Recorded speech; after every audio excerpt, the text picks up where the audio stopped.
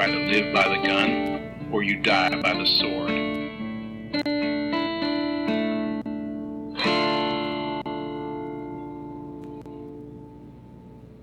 Somebody once told me this is the good, the bad, and the weird. I'm Nicho. And I'm Chris. I thought of going on longer, but I don't think anyone wants to hear that. Nope. Somehow, this is one of the only movies that both promoted and completely destroyed a couple of artists, one in particular, all in one go. Yeah. In case you couldn't figure it out, we're talking about Shrek. Yes. Welcome to what we are calling our All-Star series. Yep. Kind of hate that I chose that name for this series. I mean, it's going to apply to this movie and none of our other movies, and it'll be fine. No. So go ahead. This came about because there's a couple of movies, especially multiples of a same movie universe, that we definitely want to cover and talk about. Examples being Lord of the Rings, Harry Potter, Narnia. But they're huge. They're not really like a one and you're good sort of thing. So we figured for our two-parters, we should, have a special segment. And we should start it off with a bang. Something that everyone connects to, something that everyone loves and is current and topical. Or at least knows about. So Shrek. Shrek. So in this part, we're going to be covering Shrek 1 and 2. Yes. But fear not, next time we're going to be talking about 3 and 4 and the shorts and everything else that Shrek has become. Because there's a lot. There's a lot. Shrek is love. Shrek is life. Yeah. But also, Shrek has done something that not a lot of other animated movies have managed to do, which is matrix themselves into our collective subconscious. Yeah, I mean, there's a Shrek festival in Wisconsin that I have debated on going to. There's a lot of festivals that I learn are in Wisconsin. I'm a little worried about you guys in Wisconsin. You guys okay? You doing okay? Cheese. Yeah, there's something. Lots of cheese. But not only that, this movie, I mean, in all, formulaic thought, this movie should not have become what it did. Yeah, I mean, honestly, I think what made it successful is it was different from a lot of the other stuff that's out there. It's not a Disney movie. No, this is... And it's not most of other DreamWorks' works. Yeah, DreamWorks, especially DreamWorks around this time... Because at this time, I think they'd only done, Ants and Prince of Egypt. Definitely Prince of Egypt. I love Prince of Egypt. I'm saving it on the back burner for us to do one day because it terrified me as a child. But I also really love it, and it's one of the few, Bible story movies that actually really good. I mean, I remember liking it when I saw it, but it's been about 20-some years. Now, I think since Shrek, there's a lot of movies that DreamWorks has done that similar vein, similar attempt at an adult humor while still being kid-friendly. But yeah, for the most part, it was very family-friendly, safe movies. And granted, they still do a lot of that. Yeah. The Croods is a good, safe movie. One could even argue that maybe the B movie is a good, safe movie. No, the B movie is not a good movie. She wants to bang a stupid little bee. Yeah. Which is wrong because that bee would have been a woman. Yes. But also, DreamWorks didn't have a ton that they were super well known for at this point. Granted, they definitely had things, and we all watched them, we all know them.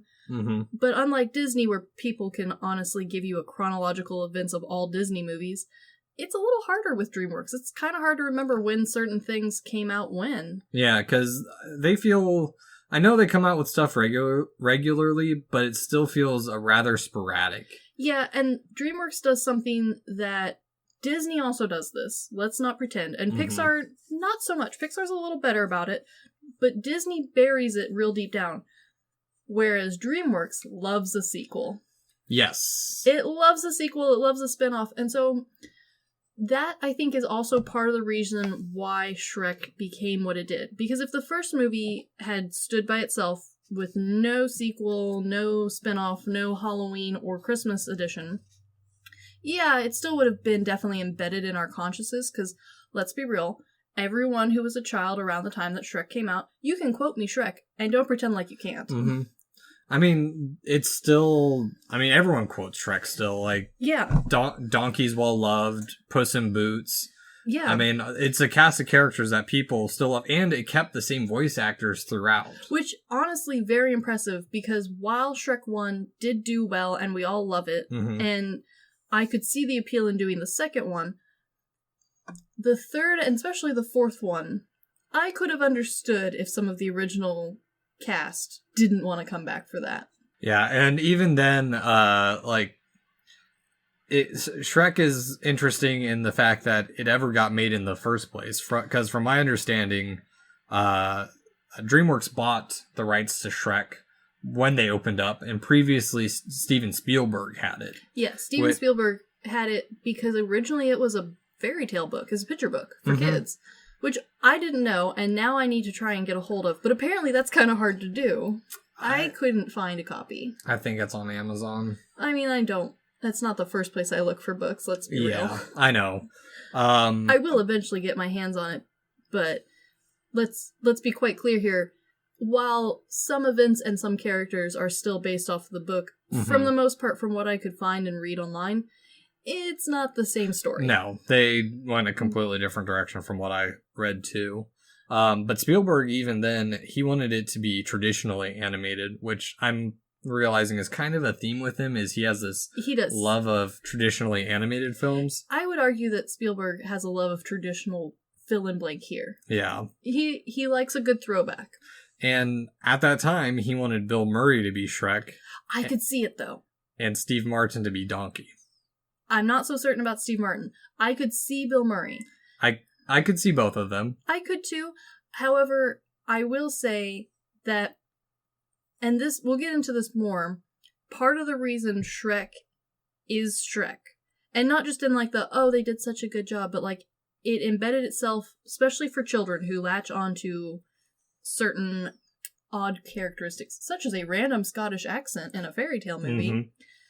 While Bill Murray is a fantastic person, and I love him with my whole heart and pretty much everything he's ever done, I don't know if it would have struck the same. I don't know if it would have stuck the same having, regardless, a hilarious actor like Bill Murray. Yeah, well, I mean, we've seen him in a couple voice acting. We saw him as Baloo in The Jungle Book. Oh, and sure. As Garfield. Yes. Oh, Garfield.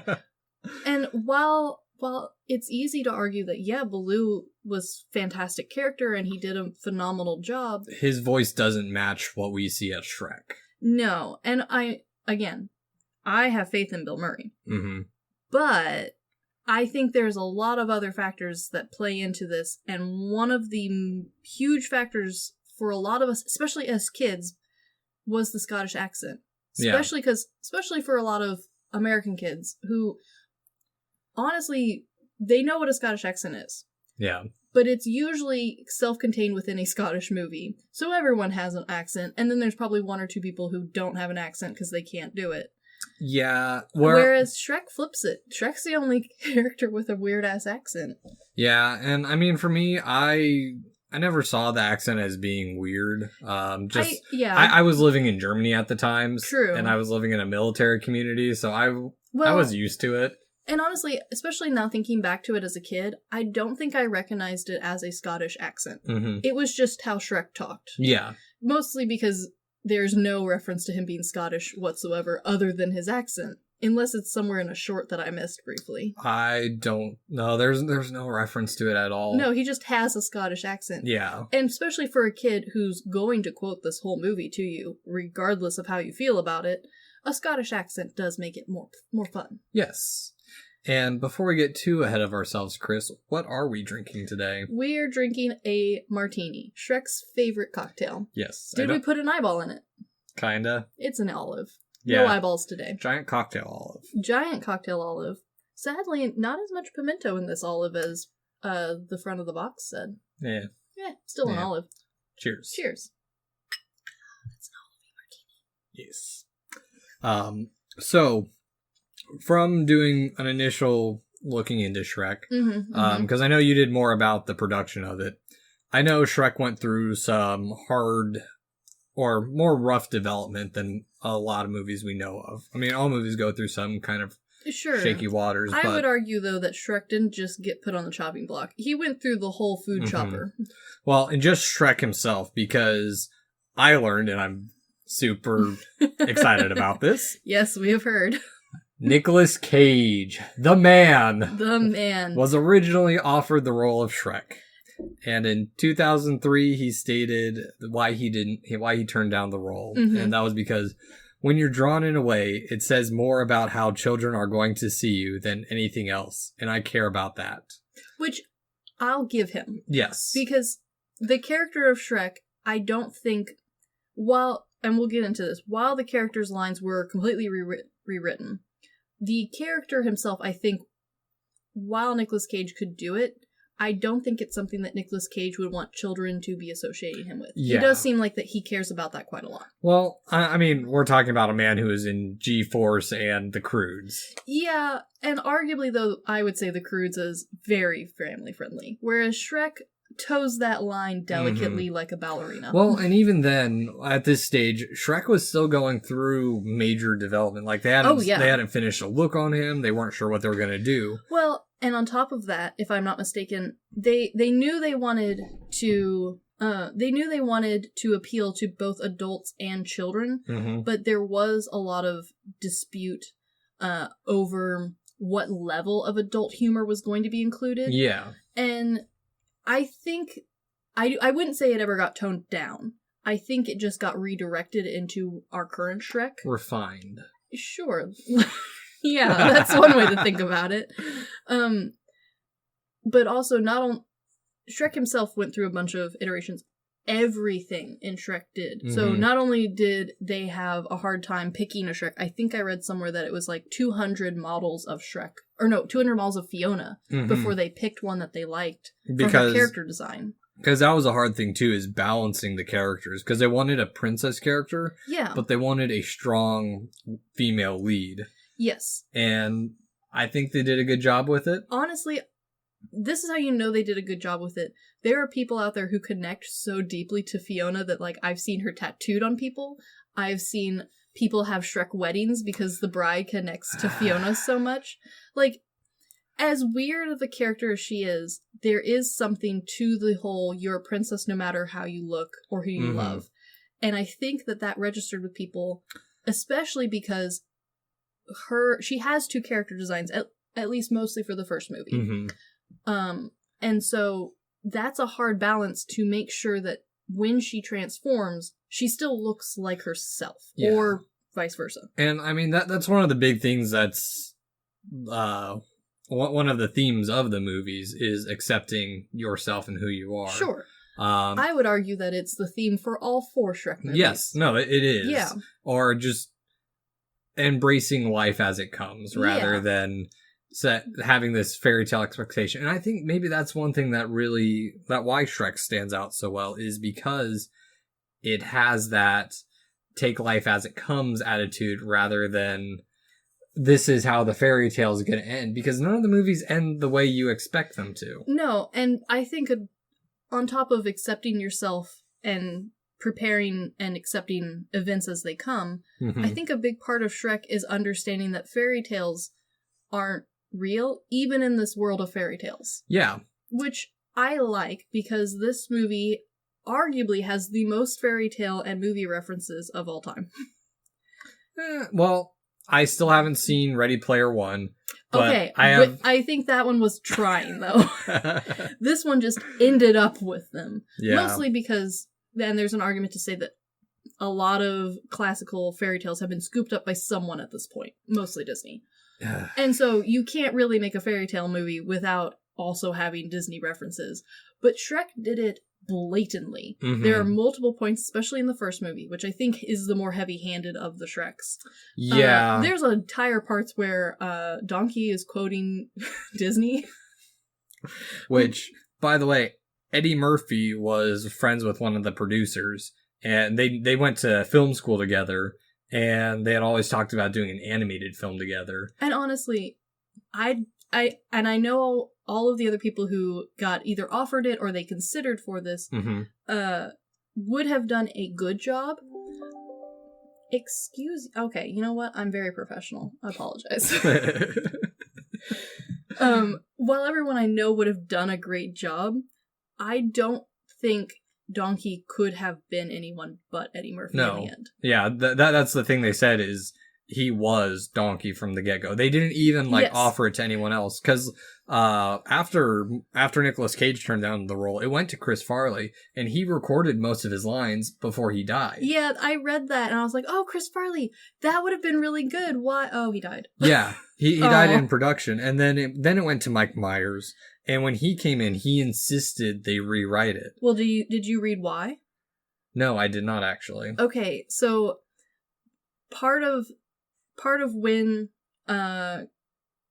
Chris Farley died, a bunch of his lines were leaked to the public on Shrek. And so Mike Myers didn't want people to go into this movie hoping to catch a glimpse of this loved and now deceased actor. Yeah. He didn't want the audience to both have to deal with that, and also he didn't want that to be part of now his legacy. Yeah. And so he had them completely rewrite the whole movie as part of that. And honestly, he got some heat for it. There was a lot of people who thought he was wasting DreamWorks money by having them do that for him. Mm-hmm. And so I read in an interview where he had to break it down for people. He's like, no, you don't understand. For that first movie, I was given a flat rate fee. So instead of being paid X amount of dollars to record 20 times, I was paid the same amount of money to record 40 times. That was something different. I did read that. It was, he originally recorded it as his normal voice. Yes. And then he wanted to re-record it with a Scottish accent. Yeah. And the first few lines he did, they're like, okay, this is Shrek. We can't see him any other way. Yeah. And so all of that had built on top of each other. So he had unfortunately gotten some heat, especially when the movie first released and right before it released, for what sounded like being a fussy actor, where in reality he ended up creating something that's hard to recreate. Something magical. Very magical. And it kind of makes me think of in Inglourious Bastards, Brad Pitt's character. Tarantino wrote the script where he speaks Italian very well. And then in a dry run, he said, Buongiorno. Which, honestly... It shut down the reading because everyone was laughing. And so after that, Tarantino just couldn't hear it the way he originally envisioned. And it fits the movie that much better. It really does. I don't think Inglourious Bastards would be as quotable if there wasn't the bad accents. No. Also starring Mike Myers. Yeah, somehow. The only character who didn't go through... And I won't say he didn't go through any changes, because he did. But he didn't go through as many changes, was Donkey's character design. Yeah, because they based him on a specific donkey, right? A real-life donkey, guys! I'm so happy. He's so cute. Definitely you should Google him. Let's see. Where did I write his name down? Because I definitely wrote it down, because he was adorable. Did you not write it down? I know. No, I must have written it down. No, here it is. His name was Purcell's. Perry for short. He was a real-life miniature donkey, and he does look a lot like Donkey from Shrek. And he's adorable, and I'm sure he's in donkey heaven now, but I love him very much. Yeah. But, you know. Yeah. But, I mean, that's one thing that they also did with this movie, too, is they spent time not only on perfecting the voice lines, but the animation as well, because I read that they originally wanted to do it with like motion capture and CG hybrid. Well, and part of that was because Ants, which was right before Shrek, they had used a specialized computer program to help render. I shouldn't say render because that's the wrong word. I apologize. I do know the difference, I promise. But to help model the muscular underneath the skin of the characters, which is part of the reason why Ants is so scary and disturbing. I love that movie. I saw that movie before Bug's Life. Yes, fair.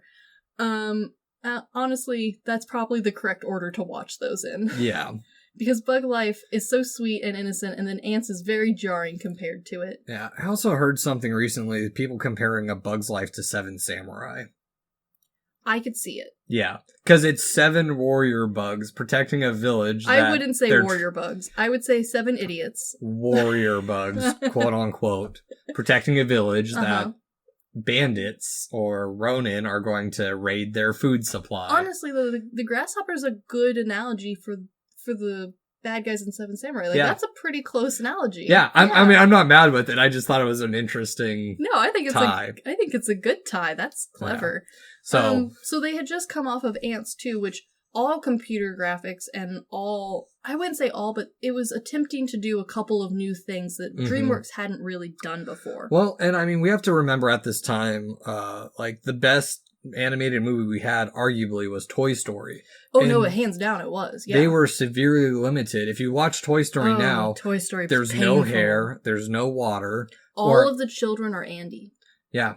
And people like to say that, like, this is just Andy being a lonely child and it's all in his imagination. No, I just don't think they had enough character models. Well, not character models. It's just they didn't have the ability to animate the way they did. And even now, like, we watch Shrek, and I think they mentioned in the first movie, Shrek has like 400 grab points to help animate his face. And granted, there are a couple of spots in Shrek 1 where, yes, Shrek feels a little Gumby-esque, if you remember the old show Gumby. I was terrified of Gumby. I had a lot of people were terrified of Gumby. I had nightmares. He would morph through my closet because he could morph through walls.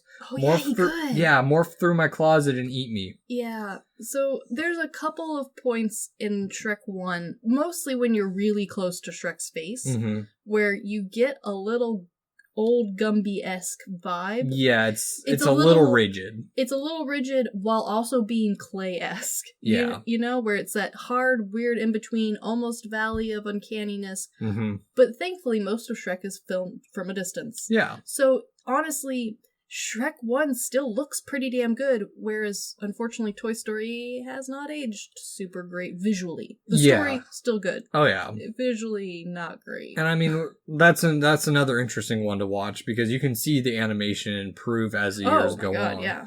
And even Shrek, like, they said the mud was one of the hardest things to animate. They had to create a special engine for that. And honestly, and as terrible as this sounds, while mud is a huge part of Shrek, I wouldn't say that the mud is mind-blowing. Like, I've seen some water animations that blew my mind, but... Oh, Final Fantasy 15. Oh, boy. Oh, pretty Square Enix renders. Ooh. But at the same time, I wouldn't say the mud was bad. Mm-hmm. In fact, the mud was neutral, which I guess is the best that you could ask for mud, right? You want a nice neutral mud that no one remembers. Yeah. Other than the fact that it was mud. And it's the opening scene with, what Smash Mouth song does it play at that? During the beginning? Yeah. I think it's All-Star. Yeah, right. Yeah, it is All-Star. I wasn't sure if you were talking about the wrestling scene. Because that's not... No, that's no doubt. Yeah. Yeah. Also, can we appreciate for a moment the rise of fame of All-Star? Well, I mean, to be fair, Smash Mouth, what I had seen, like, I'd heard Walking on the Sun. That was the only other big hit I knew from them. I mean, it was at that time like that, and Baha Men were really big. Oh, I forgot about the Baha Men. I wonder if they're still... Yeah, they still are. I found out they had, like, a Christmas album. Smash Mouth had a Christmas album, too. They're still making music. I know Smash Mouth is still making music. Everyone has a Christmas album. Even, like, my grandmother has a Christmas album. Let's be like... August Burns Red has a Christmas album. Yes. I will say, though, that we are now in a weird time where I would argue that the majority of, at least the American, I don't know if this is the same everywhere, but the American populace, if you play the first, 10 seconds of Smash Mouth, that, no one can not think of Shrek. That is Shrek. Yeah. And... how I started the episode. Yes, that's Shrek. And... honestly, I think it's probably a good thing for them, because while a lot of people now do not like the song because they've heard it way too many times, you have not forgotten who they are. No, I mean, I still honestly think it's not a bad song. It's not a bad song, it's just a Shrek song now. Yes, exactly. And that's the weird thing, too, is because only that song really did that, because Shrek has so many, and that's the other thing, too, is their music choice was fantastic. It was fantastic, and Shrek 1 also did something kind of odd, is, yes, Smash Mouth's intro song, that is Shrek, but the Pretenders song, was it Walk of 500 Miles, or I don't know, it's got like 2 titles. I never can remember which one it is. The I Would Walk 500 Miles. That's in there. Oh, shit. That's part of their, like, Journey compilation part. And honestly, no one remembers it's in there, except for me, but that's because I love the Pretenders. I did not remember that. It's okay. I'm the only one. But, again, that's kind of the weird thing where there's the soundtrack to Shrek, and when played continuously, I'm sure all of us can just watch the movie in our head, but with the exception of the first song, all the songs were perfect for their role, but they didn't become a Shrek song. With one small, weird exception. What's that? So at the end of the Shrek VHS, because let's be real, Shrek came out on VHS. Yes. Well, I know it came out on DVD, but I had it on VHS. Yeah, at that point, we had lost our VHS player. It stopped working when we moved to Germany. And that's when DVD started becoming more easily to or more affordable. We'll say that. And so I own Shrek on DVD. I still have the original DVD. The one you borrowed was the original one we had. And because of that, all our Disney stuff was on VHS. So my baby brother has not seen anything really old school Disney. And in high school, everyone everyone in theater thought my mom was anti-Disney because Tanner had never grown up with these. Yeah. But that's another thing too, is Shrek was at that time where we had that transition where... We did. Well, and Shrek did a weird thing with its DVD, and I shouldn't say weird, this was fairly common, but it was an odd choice for Shrek because of how they did their VHS tape. So at the end of the VHS tape, at the end of the credits, / in the middle of the credits, potentially, it randomly jumps to a group sing-along dance party that splices together a ton of other popular songs. No, that is the very end of it. Is it the very... Yeah, I couldn't remember it's when they go back to the swamp, Donkey singing, I believe. That one. Yeah. Yes. And granted, I think I rewound the DVD just for that part multiple times. But... It's a nice ending credit. It is a nice ending credit. Normally we have like that end and then the black credits roll. Yeah. And this was a really good little ending part. And the part that struck me as kind of odd is because I had Shrek on VHS tape, and we did later get it on DVD because I completely destroyed that VHS tape. And, you know, my brother, of course, needs to see Shrek, so DVD it was. And there are certain DVDs, especially from early DVDhood, and we've talked about this with Anastasia, who went out of their way to make the DVD watching experience justify the exorbitant price that DVDs were at the time. And also make it more fun. This was supposed to entertain your child, not for just the movie, but for like 4 hours. Interactive features.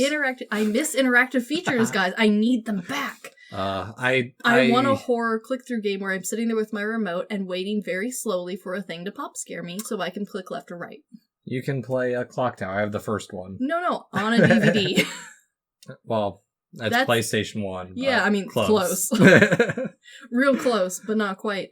And for some reason, Shrek's main menu, while not a bad main menu, I've seen worse, it's not the same level of playfulness as I was expecting, which I'm not blaming them for. Yeah. Because I think this movie was meant to be a VHS release, and then they went, oh, and DVD. We'll just put the same thing on DVD. Yeah. Which isn't a bad choice. But it was kind of surprising to me as an adult going back, because... if I'd had the original DVD, I would have been kind of bummed that there wasn't like a bunch of games and stuff, because I was a spoiled child from the 90s. Yeah, and I mean, I remember watching deleted scenes on the DVD. Yeah, sure. I mean, it did have some features. It wasn't blank, because blank back then was like, oh, this went straight to DVD, and you guys didn't do anything with it. Yeah. But it wasn't the same level, like, the second Harry Potter had 3 games built into it, and one of them was a driving game where you drove the car through the Forbidden Forest. Why? This should not be on DVD. I remember that a little bit, yeah. It's part of the reason why I really don't want to get rid of my old copies, because the new Blu-rays just don't have it. Yeah, and I think it's just more of a cost thing nowadays. Oh, yeah, sure. No, I'm sure some poor unpaid intern had to sit there forever while it loaded onto the disc. Because now you have Harry Potter Legos or Harry Potter the game. Get excited for what I saw on my newsfeed this morning. Potential Mario Legos. Really? Because Nintendo's paired with Mega Bloks now. Yeah, I know. And they're horrible. Yeah, we'll see. Oh, Mega Bloks isn't going anywhere. I want Zelda Legos. That is the only thing I want from that. good. Honestly, you need to play the Hobbit Legos. It's by far the best Legos. It's so good. I love it. I've played it multiple times, and yes, I've 100%ed it. Anywho. Yeah, but back to Shrek. We've gone on a bit of a tangent there. And we haven't even talked about the movie yet. We've only talked about, like, the production and, like, yes. arguably our personal reception of the movie. Yeah. And so, let's go over the first two movies in kind of a zoomed out sense. Yeah. Well, I kind of want to talk about the first one a little bit in depth, just because how important it is to the rest of them. Because it establishes I would argue, the anti-fairy tale. It does, and on top of that, this is one of the few sequels in the animated world that truly does build off of itself in a chronological, sensical way, where a lot of them just kind of flop things together. The only one I can think of that does the same thing in a successful way is Toy Story. Yeah, and I'll go into the second one a little bit more because the first one is very much rooted in traditional fairy tale. Yes, it's a good, solid German child. Yes. We have Lord Farquaad, who's wanting a princess. Now, do you know the myth about Lord Farquaad? I learned from the musical that he is a dwarf, and I have something on that a little bit later. Did you know that they based Lord Farquaad's design off of a previous boss that they didn't like? I would not be surprised. Yeah, which is part of the reason why Lord Farquaad doesn't come back for any of the big movies, I think, is because they were definitely towing the line with his character design and making him as short as he was. If you're interested, I definitely advise looking it up. It's hilarious, even if some of it's not completely true. I still like the concept a lot. Yeah. It's popular enough that I think a couple of us have accepted it as potential truth. Yeah. Yeah. Part of the reason why he was the bad guy. The haircut, the face shape, and the height was all part of it. Yeah. Well, so for those of you who do not know anything about Shrek... Where have you been? Hermit, like myself. I mean, maybe. But what I like about it is, I mean, it really starts off very fairy tale. We have an opening book of a princess in a castle kind of thing. The opening credits. And then... It reminds me of Snow White a lot. Yeah. The intro to Snow White. And then Shrek pops in. Well, that's a load of crap. And closes the book. It starts taking a shit. Which the outhouse almost had the DreamWorks logo on it. Which would have been hilarious, but I understand why DreamWorks told them no. Yeah, and so, I mean, they were DreamWorks. Oh, no, they were DreamWorks, but at the same time, like, you gotta be careful with your logo. Yeah. I get that. And then we see Shrek go through his whole routine and whatnot. I appreciate that within, maybe a 30-second to a minute span, we go through Shrek's daily life, and how much he loves his daily life. Yeah. He likes being by himself. He likes the swamp. He likes being really disgusting. He likes scaring people. And he's not the creature looking for true love. He's not the one here who wants anything extra out of life. He is very happy by himself in his swamp, squeezing giant slugs. Yes.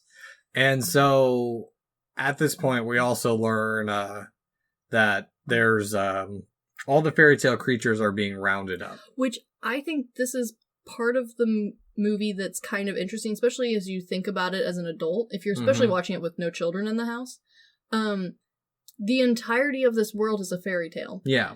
So their idea of differentiating between fairy tales and non-fairy tales is almost a political statement on like social standings in life and history, but I see where they were trying to go, because all of their examples are things like The Big Bad Wolf, The Three Little Pigs, Pinocchio. It feels very anti-Disney. Especially because of the characters they chose. You can see, I think the sisters are in there. Definitely Pinocchio, who's used throughout all 4 movies and the shorts. And honestly, this is my preferred Pinocchio. He's much better than Disney's Pinocchio. Yeah. And I mean, the other thing too, so I had a really weird tangential thought today. So Farquaad. Yes. He's a short person. We know from the musical little backstory that they don't tell you in the movie that his dad was one of the 7 dwarfs. Yeah, I figured. Was he grumpy by any chance? I think so. That would make the most sense to me. I wrote it down, but I won't worry about it for this one. I mean, it's fine. We'll get to the musical, don't worry. So, Farquaad's dad is a dwarf. He rounds up all the fairy tale creatures. Is he looking for his dad? No. Puts them all in a swamp. Yes, he does. He puts them all in cages and then puts them in the swamp. Now, where else have we seen that in history? Oh, no. Give him a Dusper mustache? No. I will put all the fairy tale creatures Oh, no. in camp. But I can see where you're going with it. Because if you take away the fact that, the people and creatures that they chose to round up were, over-exaggeratedly fair. Like, I think Tinkerbell's even one of the characters that gets rounded up. Because she hits Donkey and he starts flying off. And they start quoting Disney. Yes. But, the characters that were shown that are being rounded up are arguably the over-the-top fairy tale characters.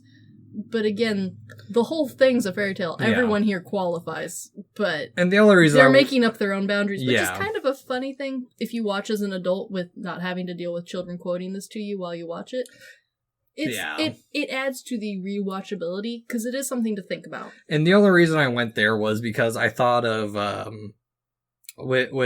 there's a conspiracy theory that Hitler was Jewish and that's why he hated the Jews. Oh, I have heard that conspiracy theory. That's why Yes, weird daddy issues. Weird conspiracy mind connection. Yeah, I bullshit. can see how you got there. Yeah, I know it is nothing to do with That was not their intent, but that's how it ended up. Yes.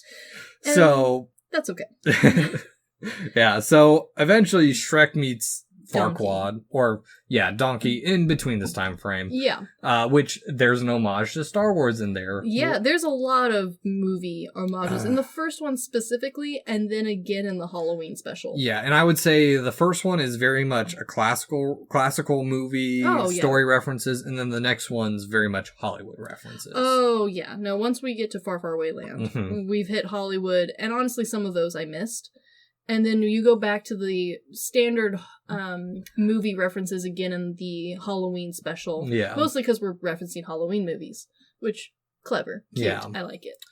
And so, for my thoughts with this, up until rescuing the princess, because we learned Farquaad's trying to find his wife. Which, also ironic because he's looking for a fairy tale princess, and he's using a magic mirror to do so. Again, referencing a show that was, I think, the dating game. It was the dating game, and so that's how the mirror is presenting everyone.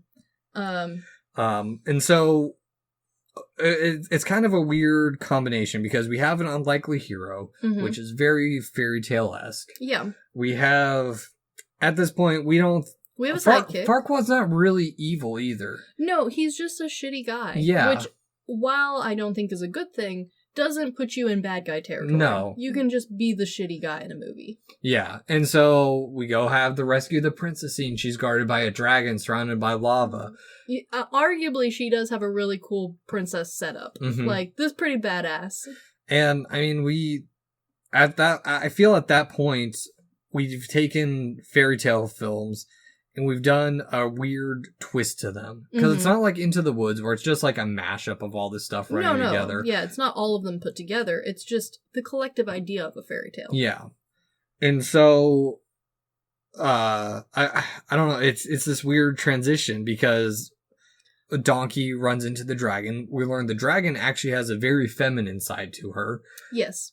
And Shrek is hiding who he is until they get out and rescue. Yeah. And it's unconventional rescuing too. It is an unconventional rescuing, and then on top unorthodox. Yeah. Yeah, that's the word she uses. That is unorthodox. And I think the audience is meant to be in Princess Fiona's mindset to an extent, but no one's under the impression that Shrek is going to play this out like a fairy tale. It's part of the reason why we're watching, is because he's not a Prince Charming. No. He's Shrek. Yeah. And that's how he's going to handle this situation, which is part of the charm of the first one. Yeah. Arguably all of them, but mostly the first one. And also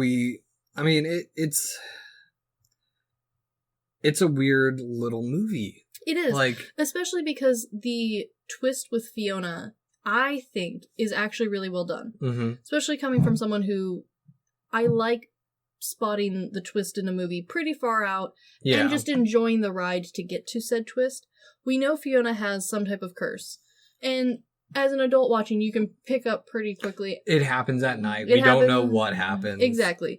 But it's a fair guess, and like you Mhm. could piece it together if you needed to. And also, everyone's seen this movie. Yeah.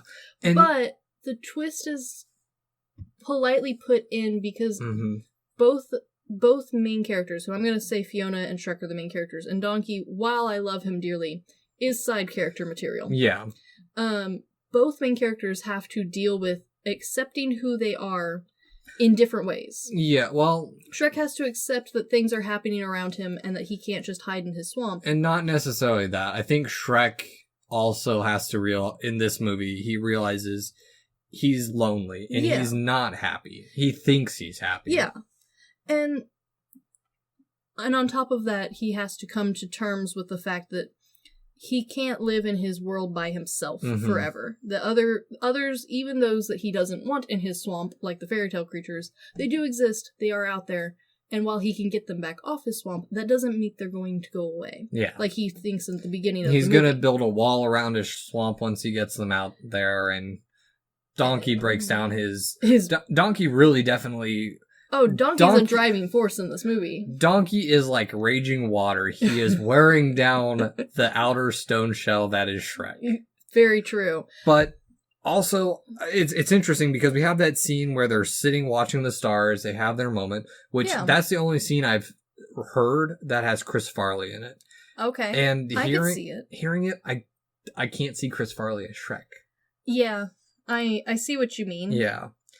But it's an interesting scene because we really start to see Shrek break down a little bit. We hear more about the ogres themselves, because that's another thing we don't normally see is the other side, the stereotypical villain side, where the Sure. ogres are generally the bad guys in the movie. Yeah.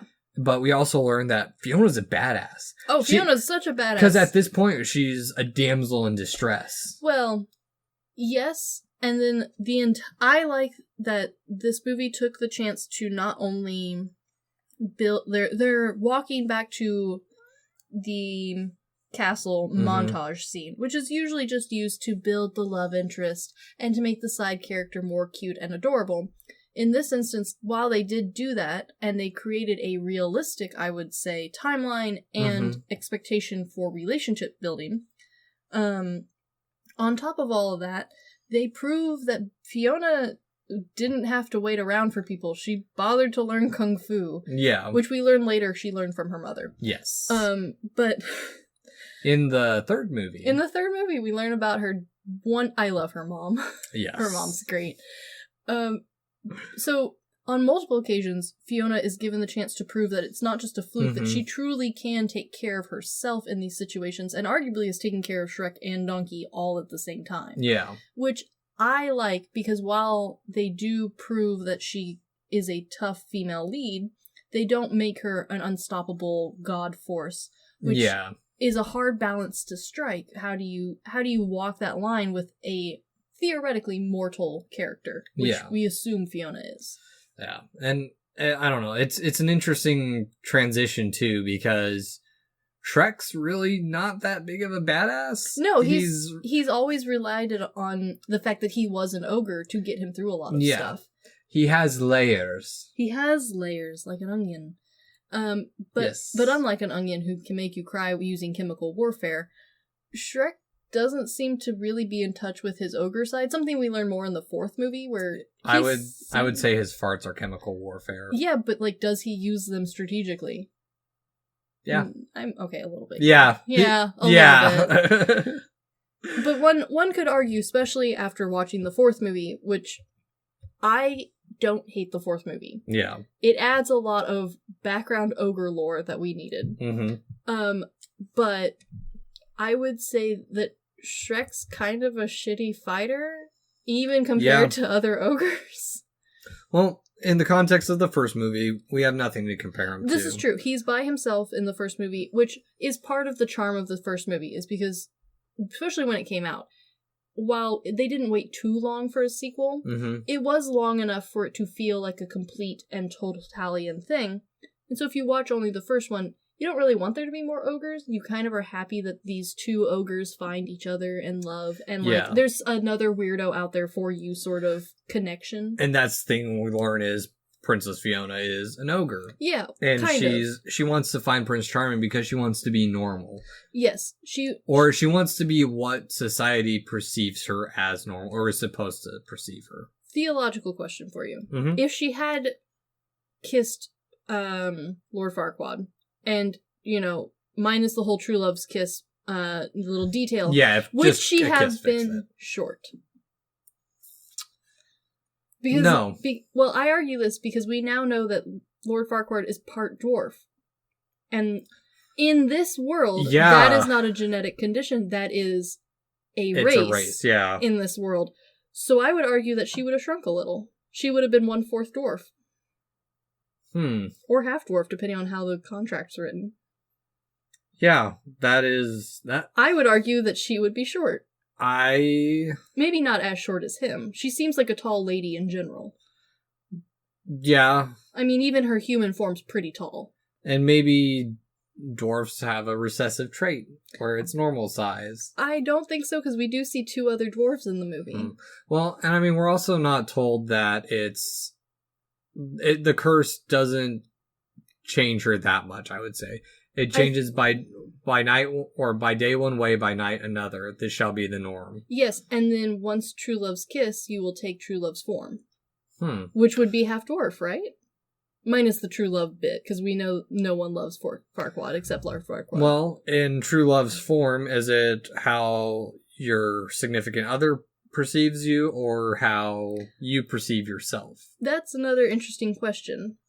I would say from this one, it's how your significant other perceives you. I would say that the first one does make that case. And I would say the second one contradicts that case. Yes. Which is fun, I like. But yeah, the curse that she's under, while generic as fuck, does lead some fun idea possibilities for if Shrek hadn't been her true love. Yeah. No, I mean... we see an exploration of that later on too, but it is definitely an interesting question, and how adults perceive a movie other than kids did not question this whatsoever. Yeah, because this was not on my radar until recently. Yeah, I don't know. I'll have to think about that a little bit more. Maybe next episode I'll have an answer. But that's where we get to the main theme of the story, where Fiona's character shines and Shrek's character shine. Yes. Is that they have to, they come to terms with, they love each other, but they have to be accepting of who they are. Yes, you have to love yourself first. Yeah, that Shrek has come to an understanding that he is lonely. He needs people around him in his life. And he doesn't get to pick when they're around him all the time. And Fiona has to come to terms with, beauty isn't always what you think it is. Yes. One person's love for you, or why someone loves you, is not the same reason you might think they love you. Sure. And then I think on top of that, we deal with an entire revolution in the background. Yeah, because now they have toppled an entire kingdom. They have toppled a kingdom. They have taken down Farquaad. And I like this because they don't necessarily directly state where all the fairy tale creatures go at the end of this movie. We know that some of them go to Far, Far Away, because we go to Far, Far Away. Yes. But later on, we also learn that maybe they just kind of disperse and are enjoying the kingdom, because we learn that the castle and the little town encompassing it is abandoned, and no one lives there anymore. And how do you go back to a life? Because I don't think they went back to their old ways, because the people they cared for sold them. True. Turned them in like people turned in the Jews during World War II. I was going to say like the baker turned in Gingy, but okay. Back to conspiracies. Oh dear. But yeah, that is an interesting background thought, is because that is the theoretically, driving plot behind the whole movie is Shrek wants the people out of his swamp. Arguably a reasonable request. They are in his home. Farquaad has Mama Bear murdered and turned into a rug. Because these are sentient people. These are sentient creatures. They are civilization incarnate. The more you dig into it, it's the worse it gets. It's a very dark movie. Yeah, no. Farquaad breaks off Gingy's legs. Yeah. Oh no, I just thought about that.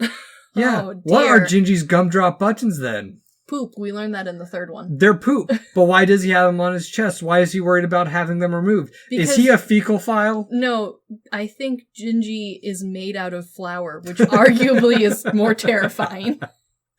Because to Gingy, flour is flesh. Does the ginger man scream because his house is made of him, or he is made of his house? And Gingy does not know. No. Gingy just accepts it. Yeah. But, I mean, the more you dig into it, the more arguably interesting this movie is. Because, I mean, in recent years, comparing it to Disney, because these are our two major animation studios, Disney's had Brave, which explores the mother-daughter relationship. Yeah. A Curse. Yes, definitely. Well, I mean, Frozen has a curse, too. A different style, but yeah. Yeah, but they're very much more in the child theme. Like, there's a lot less overarching room for conspiracy theories in a Disney movie. I will try not to go that route anymore. I understand, though. But I also think part of the way that Disney manages to tie that down, and DreamWorks, part of the reason why, especially Shrek, shines where Disney doesn't, is because DreamWorks embraces all their weird little side characters as much as we love them. Yeah. So while Disney has their weird side characters, and granted there are lots of us who love the second stepsister and only the second stepsister from Cinderella, DreamWorks also looked at their weird amalgamation and went, you're correct, Gingy does need his own thing, and so does Pinocchio, and so does the Three Little Pigs, and the Blind Mice, and the Wolf. And arguably we have... The wolf is one of our first major characters with identity issues. Yeah. I mean, it plays off the story, but they enunciate that he just likes to wear dresses. He just likes to wear dresses. And honestly, because they had such a weird amalgamation of characters who all seem to have their own personalities, their own problems, and while we don't explore all of those problems, that doesn't mean that someone at DreamWorks didn't think about them. Because clearly they did. Because while we don't necessarily directly follow those characters' stories and arcs and hopes and admirations, I guess you could say, we do see between the movies how all these characters evolve and transform. Like, they all are still friends in the fourth one. They come to the kid's birthday party, for Christ's sake. Yeah. And while they're all still definitely the same characters, and arguably Shrek goes through the most character transforming, I wouldn't say he goes through that much. No. Everyone's still pretty much themselves at the end of this movie, just with a little bit more self-love. Arguably, Fiona is the one who goes through the largest transformation. And it's kind of, in the first one. And it's kind of weird because Shrek is the tying character between all four films. And Fiona arguably is almost the main character of the first one. Oh, for sure she's the main character of the first one. Granted, she's not written to be. Yeah. But plot-wise, character development-wise, and honestly by interest, she's the main character. Yeah. Her story writing-wise, she's more of the secondary plot. Shrek is still the main character. Yeah, I mean, if we're going to count who's on screen and who we're following thought-wise. Technically, but arguably... While Shrek does learn a lesson at the end of this movie and does experience some character growth, arguably Fiona does more of everything in the first movie. And I kind of like that because while Shrek, in every one of these movies, including the shorts to an extent. Yeah. I haven't seen the musical yet. I will get to it this week. Oh, God, it is. If I finish it, you have to watch Jack the Giant Killer. I mean, I was going to watch Jack the Giant Killer regardless. It's so bad. Not to be confused with Jack the Giant Slayer, which I did. There's no giants in this one.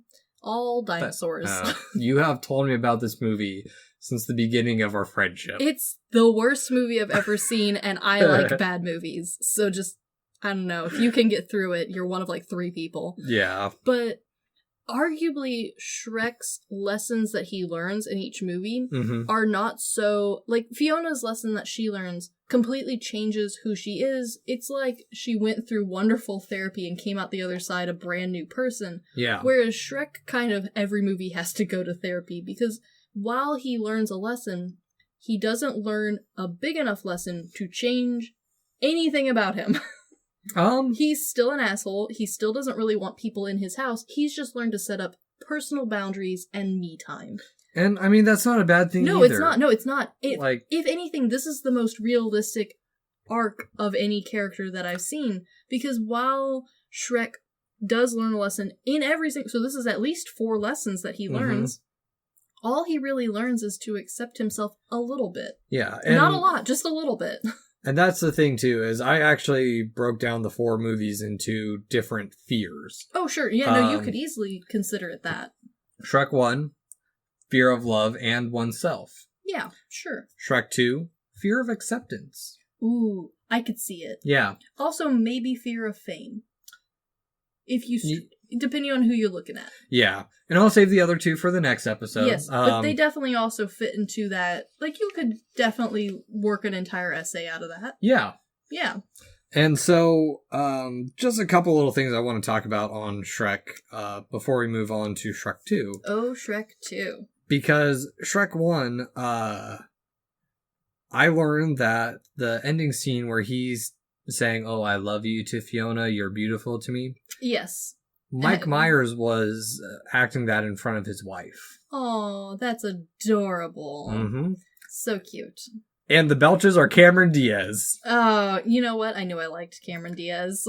So one of the, I think it was the producer or director mentioned she won an award for it. Yeah. Yeah. Yeah. Okay, real quick on the awards, because I didn't realize this. Mm-hmm. So, this movie was the first ever movie to win an Academy Award for Best Animated Feature. Huh, really? I think so. It also won a British award, which I apologize, British people. I can't keep... BAFTA, whatever that stands for Best Adapted Screenplay. Which one was it? Sorry, my eyes are getting BAFTA. Oh, BAFTA, yeah. I don't know what a BAFTA is, but they won it. They won a BAFTA. Congrats on your BAFTA. It's a weird word. It sounds like bathtub to me. So, I mean, and I think honestly, critically, the first Shrek was well loved. Oh no, it was incredibly loved. It's so much so that even without the second one, I think it would still be the cult classic that it currently is. I think because of the others, it just opened Shrek up to younger audiences each time a new one was released. But Shrek 1, all of the adults our age, and even arguably a little older than us, who love Shrek, again, for its message of self-love and acceptance, I don't think they care diddly squat about the other 4, or 5 technically. 6, if you count the musical? The other 3 movies. Yeah, the 3 mainline series, not spin-offs, mainline. Yeah. Like Kingdom Hearts. Oh boy, yeah, this is getting Kingdom Heartsy, to be honest with you. But, like, all of the ones, like, I had a friend in high school she loved Shrek. And again, she loved it because of Fiona and Fiona's message. She saw herself a lot in Fiona. And so, while I didn't keep in touch with her a bunch as we, went to college and then moved on with our lives, Shrek 2 came out while we were still young, and I still talked to her, and honestly, I don't think she cared about, like, she liked it, but she loved Shrek 1. Yeah. And I think that's kind of an okay thing, because I know kids now who are really into Puss in Boots. They loved the Netflix movie with him in it, they like the character, and so when they watch, a Shrek movie, they're not watching it for Fiona anymore. They're watching it for Puss in Boots. I'm Puss in Boots. In Boots.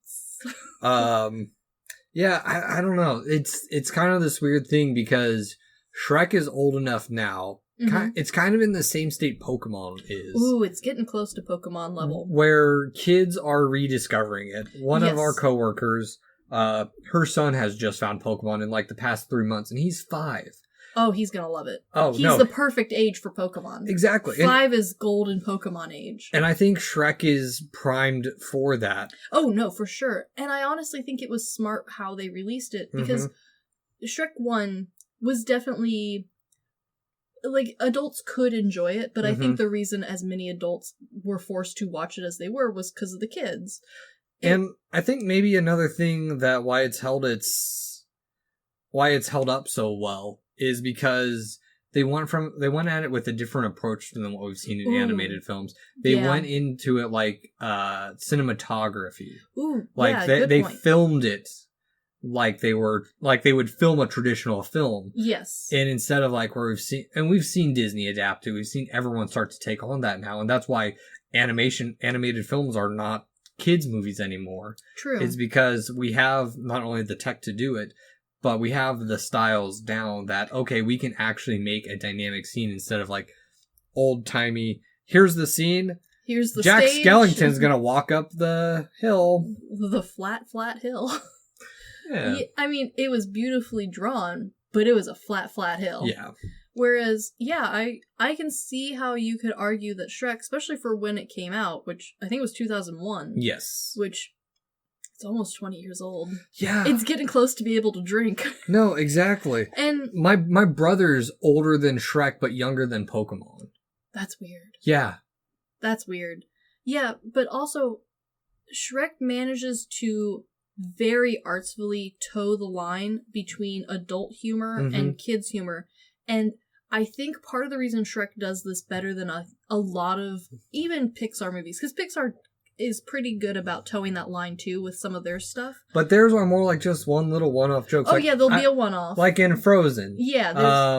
Shoe size doesn't matter. Exactly. That's the one, like... The one adulty joke. Mm-hmm. And granted, like, you could stretch a couple other scenes to also have an adulty humory bit. Whereas Shrek daintily toes all of the adult humor while also giving kids kid dirty humor. So lots of farting, lots of mud, lots of gross, which to a kid is hilarious. I completely understand. I still find it hilarious. And because they give a kid that sort of humor to also latch onto, while yes, I know there are definitely some parents who Shrek might be a bit much. Yeah. I understand. I can see where you're coming from. But for a lot of us, because our kids were so enamored with the farting and the mud, the adult jokes like the martini were for us. Yeah. And we got to enjoy it. Or I bet he's compensating for something. And honestly, as a kid, I was notoriously bad about picking out bits that I didn't understand whatsoever and repeating to random strangers. But Shrek was one of the ones where I had enough other kid-approved stupid shit to talk about. I've got a little bit of a tangent. Mm-hmm. When I was younger, in middle school, I was dear. very naive. Oh, middle school's the age where if you're going to embarrass everyone and your family where you have to move out of town and find a new church group, that's the age to do it in. I didn't know what Spank the Monkey meant. My buddy Joe introduced it to me. Oh, good friend. Yeah. That was eye-opening. Yes, good times. Still good friends. That's how you know. Oh, yeah. But so... And I would argue that Shrek 1 toes that line more dangerously than any other Shreks.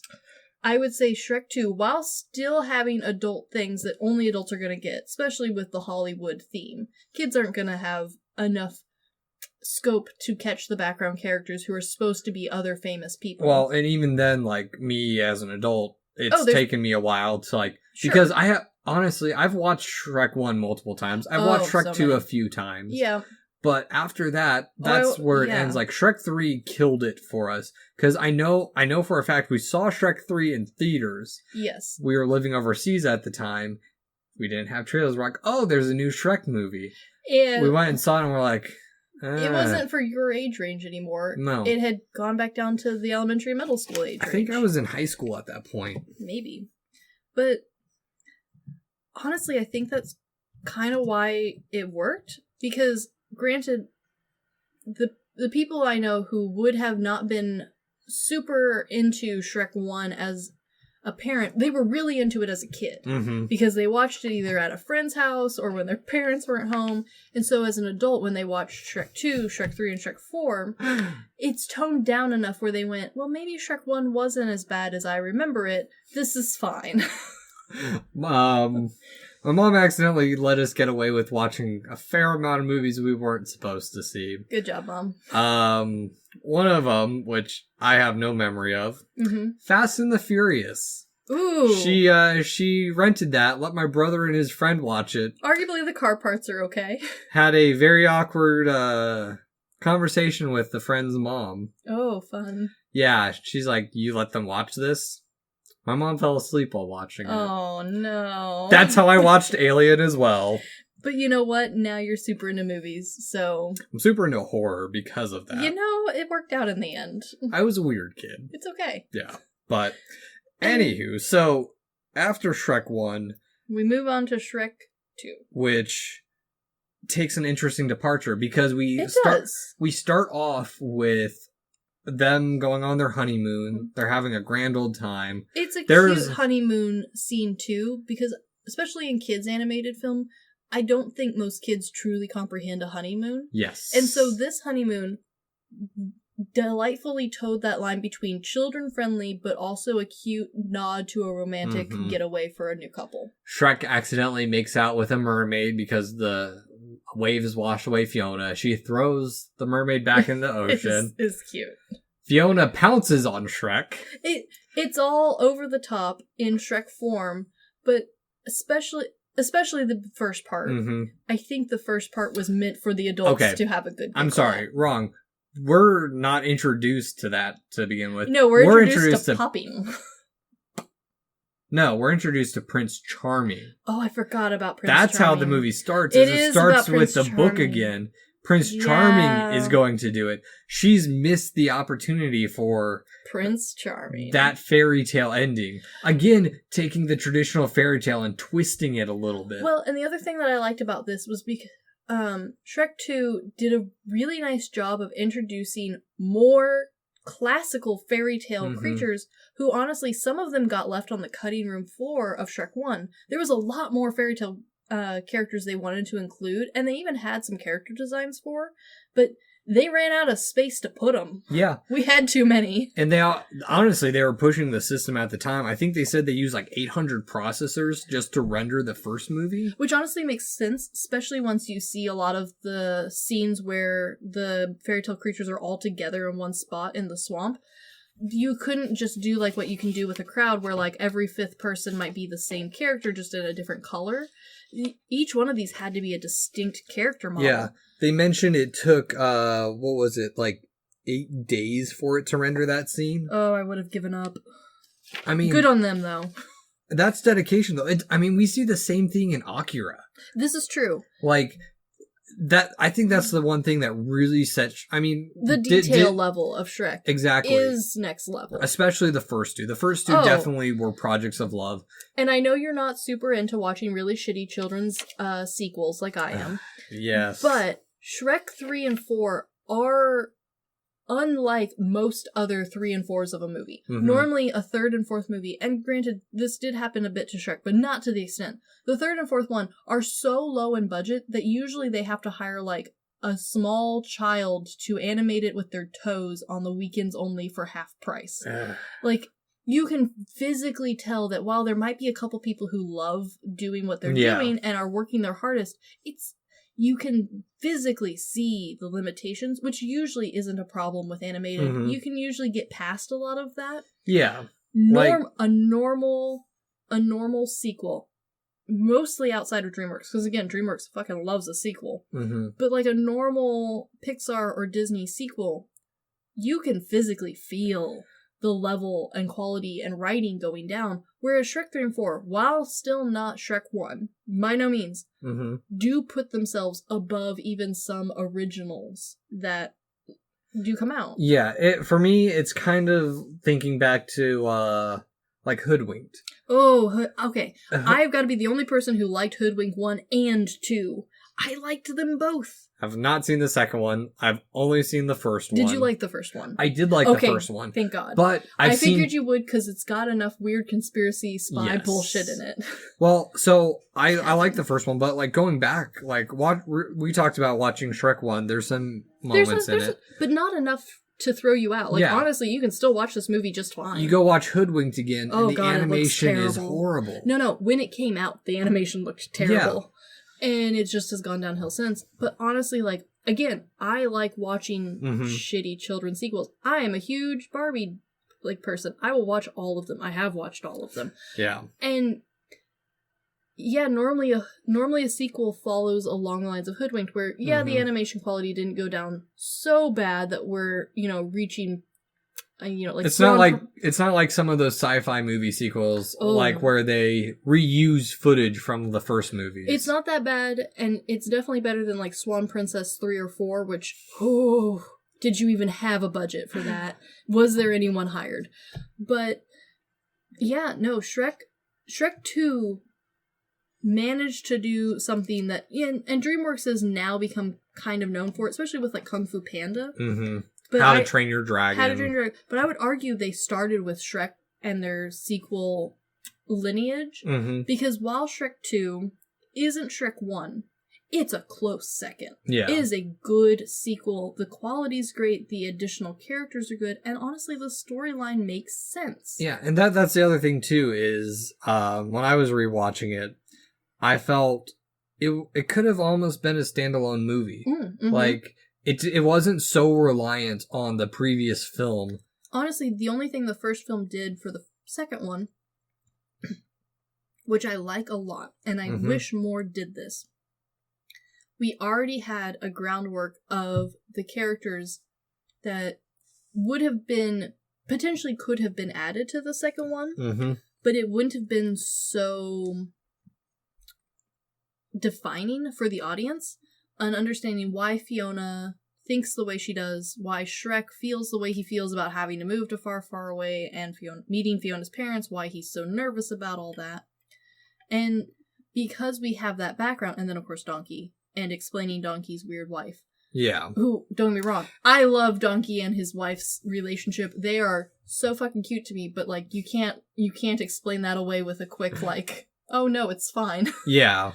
But on top of that, we build all of the extra characters who have become staples in the Shrek universe. Yeah, in the Shrek world. The three blind mice, the wolf, Gingy, Pinocchio, and most importantly, Puss. Puss. Who in boots. I am now going to start calling your cat Hobbs Fat Puss in Boots. Hobbs, okay. She looks very similar.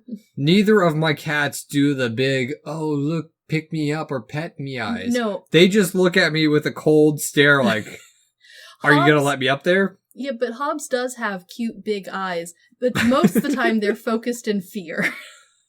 Or food. Because Hobbs is not a stranger-friendly cat. She's very wary of new people, and so usually her big eyes are dedicated to, please don't kill me. Even though you just want to touch her cute little face. She's fine with me picking her up. Yeah, but like, I don't know, if my husband like stormed in and was like, Hobbs, I'm gonna pick you up, Hobbs would lose her shit. Yes. So, one thing that I really find interesting about Shrek, and Shrek 2 specifically, is we transition from a storybook fairy tale to arguably our almost current fairy tale, at least our childhood fairy tale. It's a very Hollywood-inspired fairy tale. Yes, people dreaming of being a Hollywood star. Or nowadays... being famous. Exactly. Yeah. Nowadays, it's YouTube.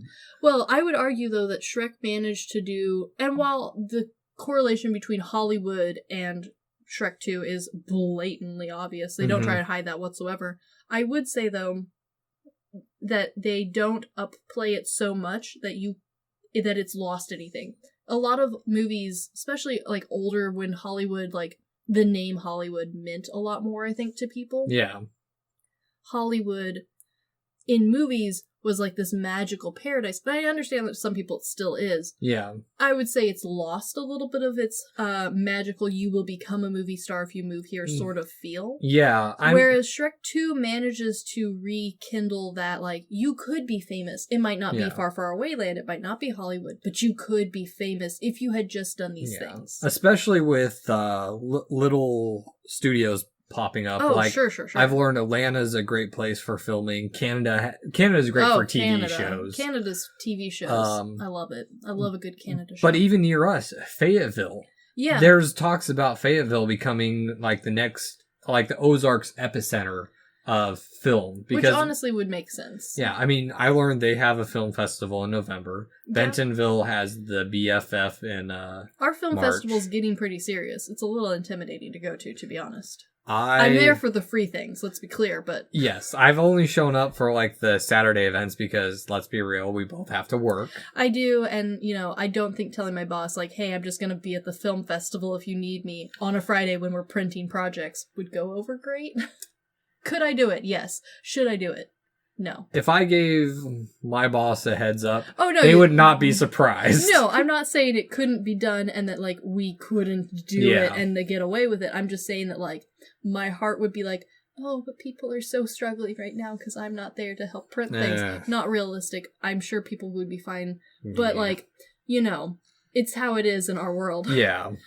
But Shrek 2 does manage to rekindle that, like, desire for fame and to be recognized and to be remembered as someone, which I think is more of what Shrek 2 is addressing, is the whole in the limelight so much as, like, being a famous actor. Because Prince Charming doesn't want to be an actor. He's already an actor. Yeah. He's a good actor. He's a famous actor. He wants to be the next level. He is people's most sexiest man. He wants to be Kanye West, but not Kanye West. He wants to be, like, this version. Yeah. Whatever his version is. Yeah. Honestly, and we also get introduced to two of my favorite characters ever throughout the entirety of the Shrek universe. One of which we've already discussed is Fiona's mom. I love Fiona's mom. She is a very realistic mom of an adult woman, which is a hard thing to write, especially for kids to understand. Yeah. Like, it's honestly hard for some, like, becoming adult people to fully grasp that relationship, too. Because she accepts Shrek as he is from the get-go. She's an amazing person. She's just happy her daughter's happy. But she also doesn't know the backstory that her dad's kind of pimped her out to Prince Charming and the fairy godmother. Her dad is a problematic person. Yes. And her mom is a good, strong woman for, like, putting up with his bullshit. But he's also a guy who's worried about image, which plays in way later into the movie. But not only is he worried about image, he doesn't think Shrek's good enough for her. Arguably, in their world, Shrek is a bum who lives in a swamp. True. And on top of that, while the movie definitely portrays the dad, the king, as, you know, not with the best motives and maybe not the best person. Honestly, though, like, I think it's kind of part of being a dad is just accepting that, like, you're probably not going to be, like, super into whoever your daughter's, like, brought home that she got rescued by in the swamp and is now an ogre. Like, I could see his concern.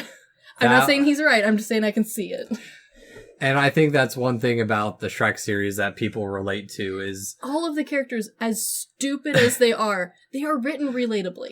Because I know I will be an interesting take-home. I was going to say, whoever first brings you to their house, like, I could understand if their dad was like, honey, are you sure?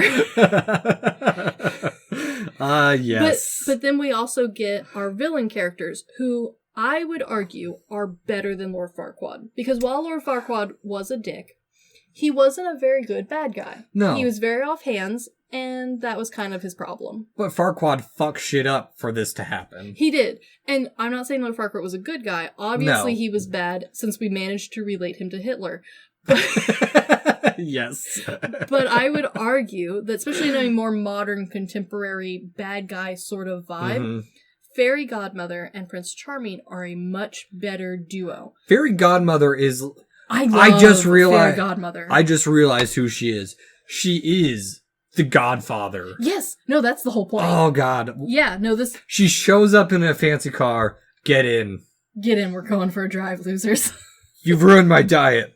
Yes. Oh, God. Yeah, no, like... I hate that took me that long to I'm realize. I'm so sorry that you just now took Godfather and Godmother and put them together. Oh, my God. She is like, you come to my daughter's wedding and ask this of me? But she is like that every day. Yeah, though that's her life. But she's all... But they also wrote her in such a way where she's not just a ripoff of The Godfather. She is that bratty mom that you knew in high school growing up. Like one of your friends had this mom and you're like, how do you deal with your mom? Your mom is such a bitch. We all knew at least one person. Were we friends with that person? Not always. But we all knew a woman like this.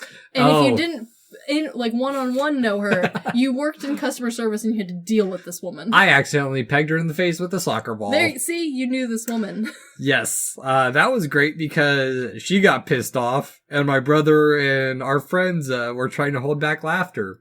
I mean... Because she walked in front of the wall we were kicking the soccer ball at. That is completely her fault. Okay. I mean, I see your point. But she's also... While she's written as a wonderful bad guy... Again, she's written from a way that, like, you knew someone like her, which arguably with Shrek, every character, you know someone like that character. And she's written at definitely bad, but also you can kind of see her point. Yeah. And I think that's a good point for a lot of the far, far away characters that we're introduced to. Oh, yeah. Besides Fiona's mom. Mm-hmm. They all seem very uppity, like they're trying to keep appearances. Yeah, and I think that's... I mean, again, they're trying to show off, like, this whole idea of, like, what it's like to be rich and in this always on the limelight sort of scene, and so this is a different and, take. I mean, that goes back to my original idea that this movie is about the fear of acceptance. Yeah, no, Or not being accepted. And it's kind of a fun play on it, too, because, like, the only characters who at the end of this movie don't accept themselves in some way, arguably some of the side characters who we meet don't fully accept themselves, but they learn to at least kind of sort of put up with themselves, and more so accept Fiona and Shrek and understand that, like, there are other opinions other than their own out there. Yeah. The only two who fail to do that end up being our bad guys, Godmother and Prince Charming. Yeah. Who just can't get over themselves, pretty much. Yeah. And so, you mentioned we get introduced to one of our favorite characters, Doris. Oh, Doris. Voiced by Larry King. Yes. Okay, Doris, every time Doris is on screen, all of us love Doris. Doris is my favorite. Okay, so, in case you haven't gotten to Shrek 2 or any of the other Shreks, Doris is not in Shrek 1, but she is in the rest. She works at the Bad Guy Inn, which also, another weird little thing, I've been finding Tom Waits in a bunch of movies. He's Hook. Oh. Yeah. Oh. That's why I know him. Yeah. That makes sense now. Exactly. And we also learned that... Doris is another side character who gets a cute little backstory, but not enough for it to take over, but just enough for you to care. She's the ugly stepsister? She's the ugly stepsister. She's the ugly... Or... Somewhat. We learned in the third one that there's another ugly stepsister. There's stepsister. another ugly stepsister. She's kind of the black sheep sister. She's the untalked to sister. Yes. But we learned that all, like, these characters, like Hook, they all have real problems. But they're the rich and the famous aren't afraid to consort with them when they absolutely have to. And this is where we meet Puss in Boots. Who I see why Puss in Boots has become the loved icon that he is. He adore Puss in Boots. He is hilarious. He has a fun accent. He has little boots. He's so cute. He is Antonio Banderas. Who cannot love that man? I mean, this is true. And on top of that, while all of the characters in all of the Shrek movies are over the top and fantastic, despite still managing to be relatable and very human, Puss in Boots is by far the most over-the-top character, in my opinion. Oh, he is amazing. One of my favorite scenes, so when he's crawling up Shrek, I thought of Shadow of the Colossus. And then there's the alien reference where he bursts out Yes. of the chest. I also appreciate, though, and part of this was the writing and animation team, and part of this was the voice acting of Puss in Boots. I think everyone has a voice for their pets in their head, and it's never a normal person voice. And not only is Puss in Boots a fairy tale character, because we are now used to talking animals with Donkey, but I would argue that Donkey does not act like a donkey almost ever. Okay, I will counter that, because when they created Donkey, the core of Donkey is you're a jackass. Yes, okay, that makes a lot of sense. I would argue, though, that Puss in Boots has very, very distinct cat tendencies, and it's almost to the point where, like, someone in the animation studio had a pet cat and had just, like, personified their pet cat. My mom's, we related to Puss in Boots because technically my brother's cat, who lives with my parents, she does those kind of eyes. Like when she wants food, she'll just look at you all sweet and cute. And she's like the size of a kitten still. Despite being like 13 years old, she still looks like a kitten. Adorable. Oh, she's adorable. But like, she has that look. And and on top of that, Donkey definitely has, like, at no point does Donkey's animation character or model look in the way that you're like, nope, not a donkey anymore. That's weird. He gets a little dog-like a couple times, but that's mostly just to convey to people because we understand dogs. Yeah. And not always donkeys, because donkeys. Donkeys are dicks. Some of them are so nice. They can be very cute and sweet, but they are stubborn. I've watched donkeys kill chickens. Well, yeah, they're guard animals. They gotta kill something. But I would argue that Puss in Boots doesn't follow the same rules that Donkey does. Puss in Boots... Hi, Hobbs. You got captured. Puss in Boots is shown drinking milk out of a saucer, not even as a cup, but like licking it out of a saucer. He's shown using his little bean claws like a cat would, as opposed to how an animated cat would, where it's more like knives. When he gets captured, they pull catnip off of him. Yes. That's not mine. I'm holding it for a friend. Yes. And on top of all that, he exhibits very standard cat-like behavior. Yeah. Which I think is part of Puss in Boots' charm. Cat and Boots. Cat and Boots.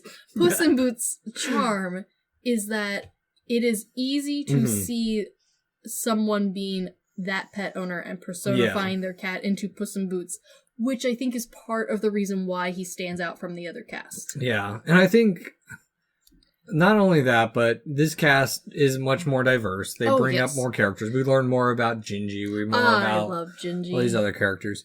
But I was just thinking another interesting thing about this movie, more plot related, is it's also a movie about hard work. It is. Shrek tries to take the easy way out by raiding the fairy godmother's potion factory to become the woman or become the man that Fiona wants. Yes, which the whole running gag of Shrek 2 is that Shrek 1, Shrek didn't learn Fiona's lesson in Shrek 1. Yes. Because as much as we love Shrek, again, every movie he learns a very small life lesson and nothing else.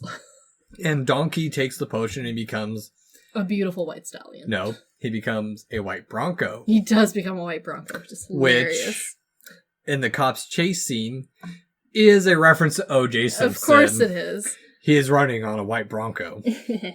Yeah. There's a lot of those. And they are fun to catch, especially as an adult, because no kid is ever going to get these. And they also use a pepper grinder instead of pepper spray. I liked the pepper grinder, especially because it reminded me very much of our pepper-loving friend Phil.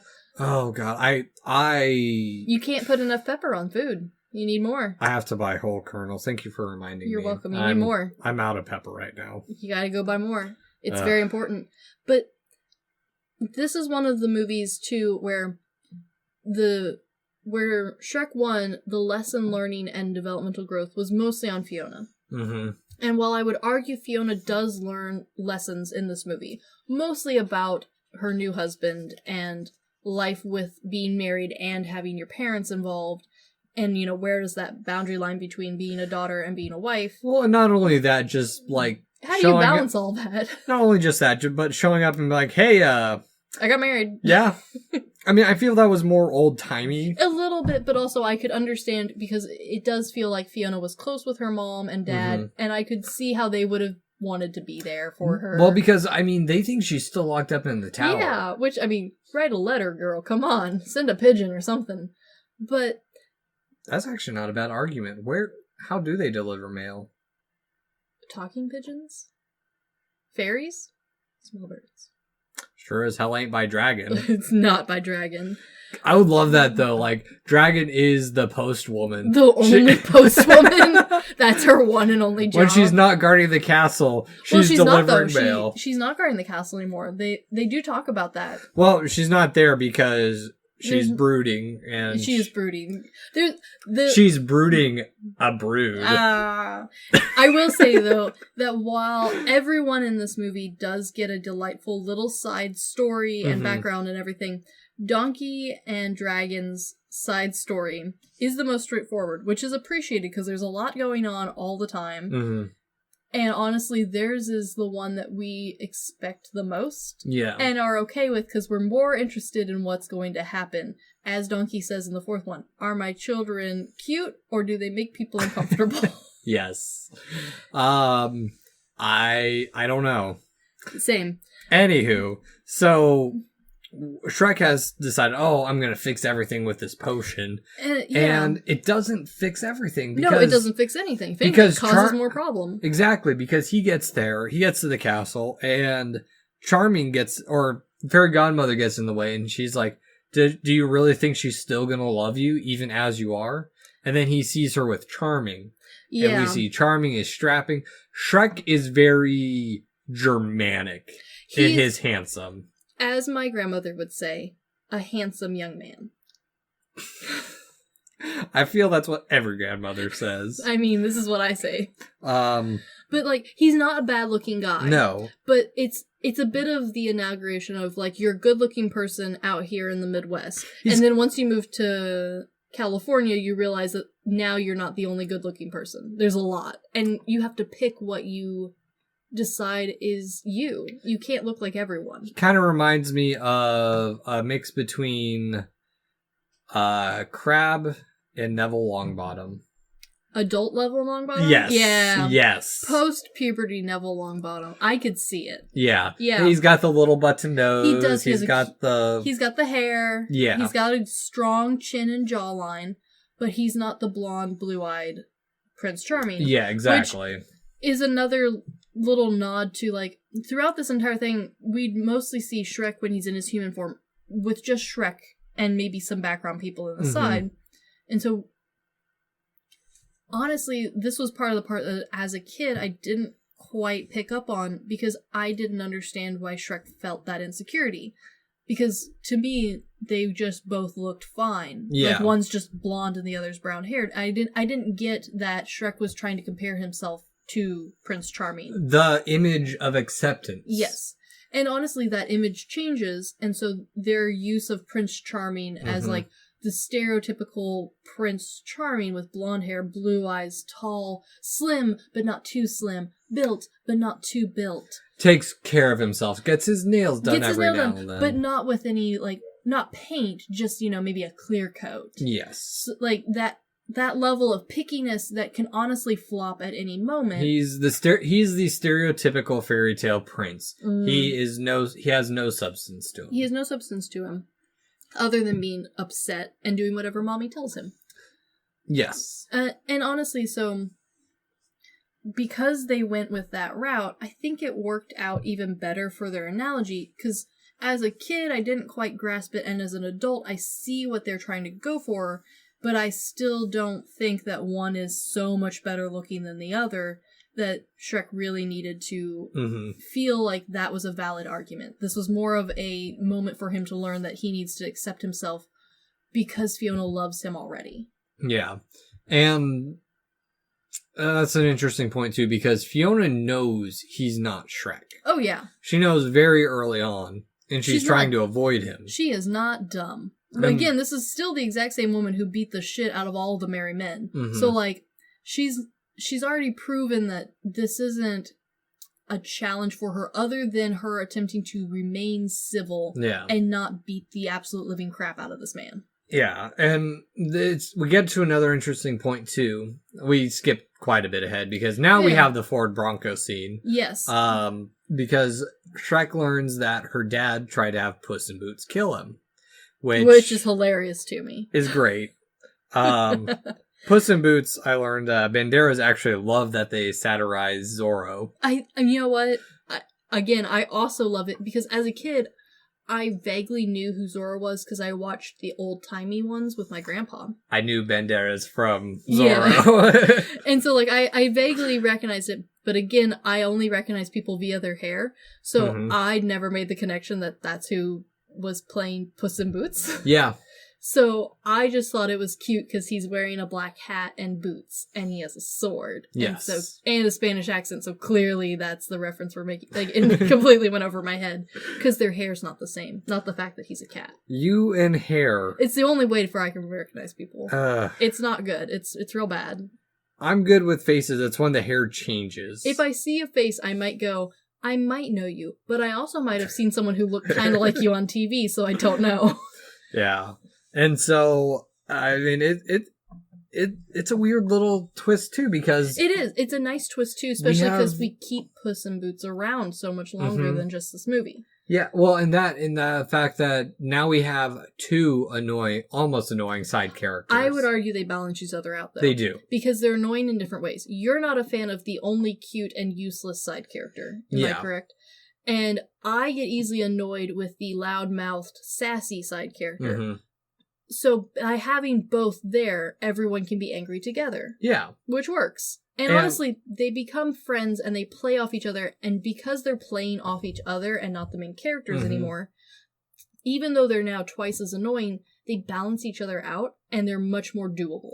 And also we kind of have a weird transition too, because that scene with the cop scene. Oh yeah. We transition from this idealized Hollywood to the show Cops. Yes, the show Cops is considered trash TV. I would argue that a lot of the reality TV that this movie, especially the second one, references, because there's quite a few different references. There's so many pop culture references, especially in the second one, and most of their pop culture references are either classical movies or they're trash pop culture sort of stuff. Yeah. And I say trash in TMZ, real-time MTV sort of vibe, where it's real life, but it's definitely scripted, and we want the drama, but not too much drama, and that, garbage.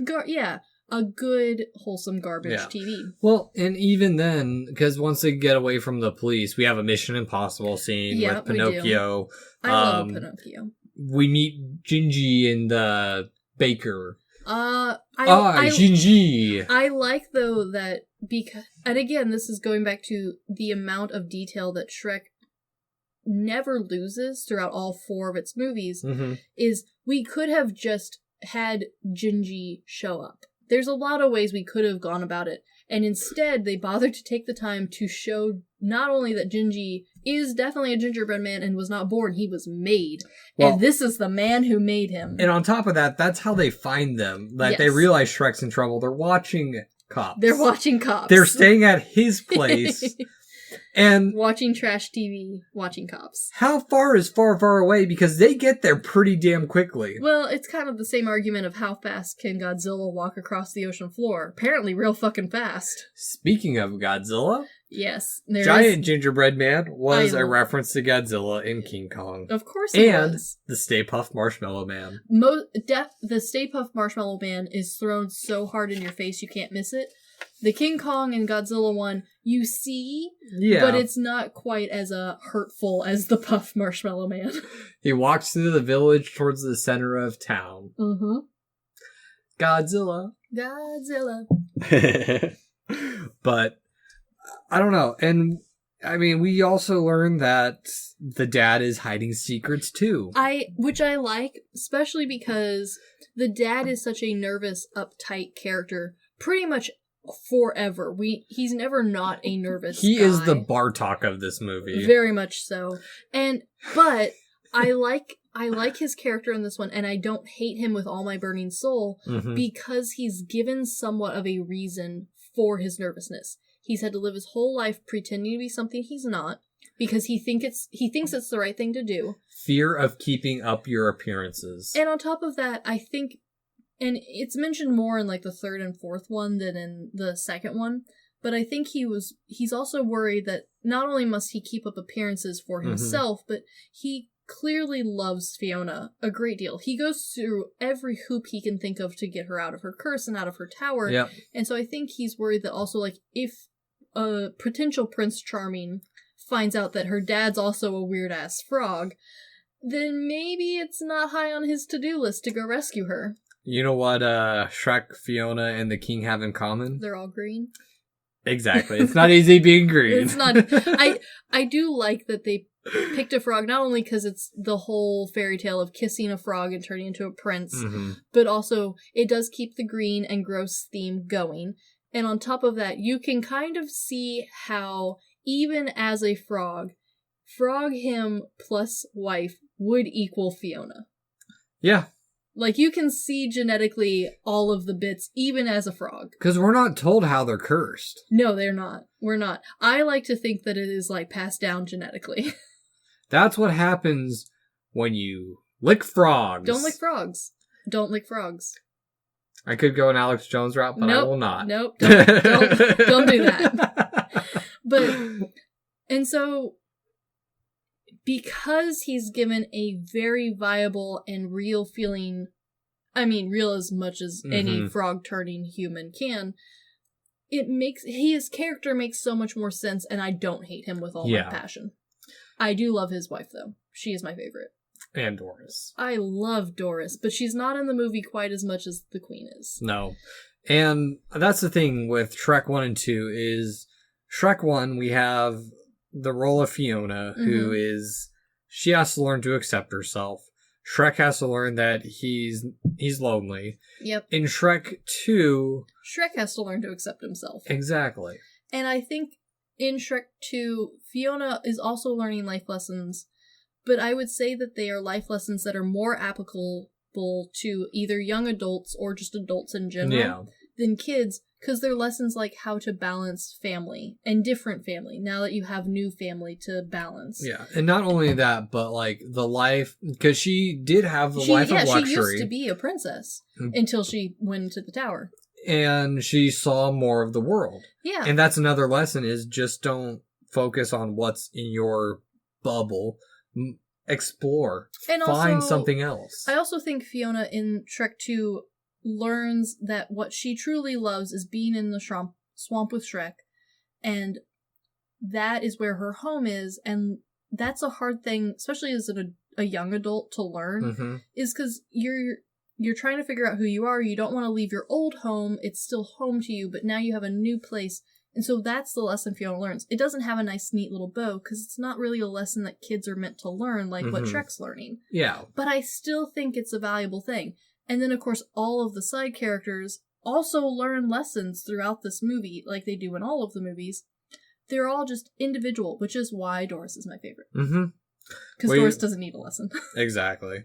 And we learned that Dragon wasn't brooding. She was pregnant. She was pregnant, and now Donkey has very strange children. But I also appreciate that, because this is something that Disney would not have touched with a 10-foot pole. No. And DreamWorks went, fuck it, we're going to have weird dragon donkey babies for the next 3 movies. Ugh. And honestly, I don't hate the dragon donkey babies, because they're weird. They do make sense if you're going to throw out all of the rules. And on top of that, they're not put in our face obnoxiously so. They are there. Clearly Donkey in the third one loves his kids, and he does spend time with them. And the second one, he's clearly happy about being a father and all of that. But the children are not the main focus for Donkey and Dragon's children. It's still about Donkey and Dragon. I have a lot of anatomical questions. Oh, but... no. That's not the question we're solving here. No.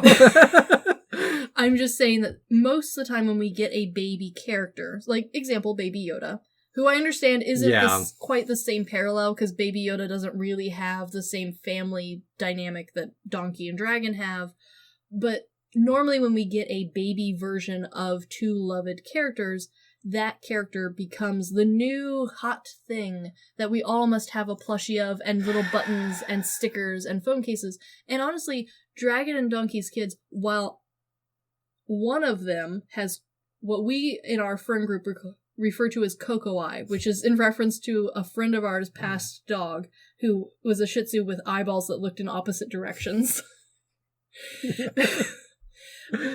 So that one's a little derpy, but the rest of them are arguably kind of cute. Yeah. But they are not a focus. They just happen to be part of the story now. Yes. Which is why they work. Yeah, and I mean, honestly... I mean, it's mostly still Donkey anyway, let's be real here. No one can get around Eddie Murphy. Oh, yeah. Even weird baby dragon donkeys still can't outshine Eddie Murphy as Donkey. Yeah. And even then, like, a movie with a sequel, like, notoriously sequels are horrible. Yeah, sure. Shrek 2, the animation just got better. The voice acting got better. Mike Myers, Eddie Murphy, and Cameron Diaz all negotiated, like, $1 million a piece. Which good for for their them. Voice acting. Because honestly, like, they had become household iconic. Oh, yeah. At that point. I mean, they had done it for barely nothing in the original. Yeah. Well, and the other thing, and this is the last point I want to make on Shrek 2 anyway, is Shrek 2 still contained the playfulness that Shrek 1 did, because I don't know if you got to it, I'm sure you did. The end of Shrek 2 montages in a similar fashion to Shrek 1, but instead of having a grouped together hodgepodge of all of the songs and dances that were fun, it does a ripoff of The Voice. No, American Idol. Sorry, American Idol. That is how old this movie is. American Idol was the biggest thing. We had it in Germany. Yeah. Oh, everyone had a version of it, I think. The Voice wasn't quite a thing yet. No, we had American Idol. Oh, you had American Idol? Because I know there's, like, all of the other countries also have a version. This is before anything else like that took off. And would you like to explain who has been animated and put into a Shrek movie? Simon Pegg. Simon is in this one. He is at the end, and honestly, I'm not a Simon fan. I never have been. But the end of this movie had the same spirit as the end of the first movie, which I appreciated, because we did get each of the characters doing a fun little song. They were short. It was very talent showy. These boots are made for walking. Let's be real, that's the only song we cared about. but it was a nice homage to how the first one ended, and honestly something that for a sequel is not very common. And it's a play on the whole idol culture. Oh, sure. Like, it fit in with the entire movie as a whole. It didn't feel out of place. Granted, it was a little... it was completely unnecessary. It's a bit cringy at times. Oh, especially looking back on it. At the time, less cringy because everyone loved that show so much.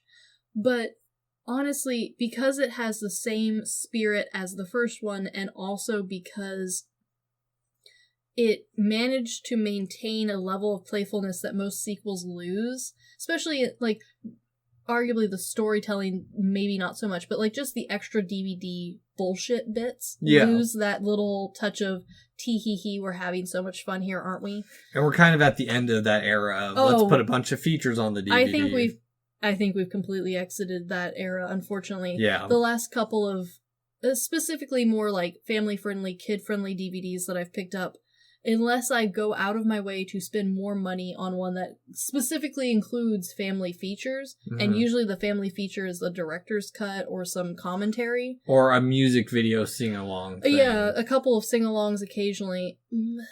Honestly, I don't see this sort of thing anymore, and that kind of makes me sad, because I love it. Even as an adult, I still enjoy watching Sam and Cal be an asshole to random fairy tale creatures. It's a weird bit, but it works. Yeah. So, Chris, now that we've really talked about, honestly, our love for these first two movies. Yes. What would you rate both of them? Shrek 1 has reached another level to me. there's not a lot of movies that I put on the shelf that I would, like, if I had to keep only one shelf worth of DVDs, Shrek 1 is on that shelf somehow. It's sandwiched in between Lord of the Rings and Harry Potter, and that makes no sense to me whatsoever. But it's there, because I love it. I watch it a lot. Even as an adult, even though I've seen it a bunch, the jokes are still funny to me. I still quote this movie all the time. And so Shrek 1, if you haven't watched it, or you haven't watched it within the last couple of years, give it a rewatch. It's still hilarious. It's still a good time. The animation hasn't gone down that much. Shrek 2. I'm a sequel lover. Yes. I spend my free time watching shitty sequels. I will do anything to get my hands on them. Shrek 2's not a shitty sequel, though. Shrek 2's a good movie. Yes. And so, for me, is it like oh my god, we need to get the group together to watch this horrible movie? No.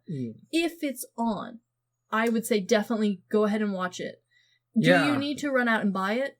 No. Unless, and this is the kiosk that for Shrek 2 is going to differentiate it between a lot of sequels that I love. Because, again, I love a shitty sequel.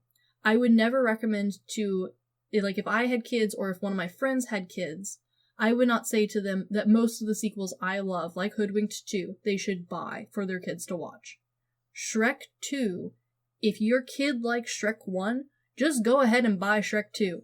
They're gonna watch it a bunch. Maybe not as much as Shrek 1, but they'll still watch it a bunch. Yeah.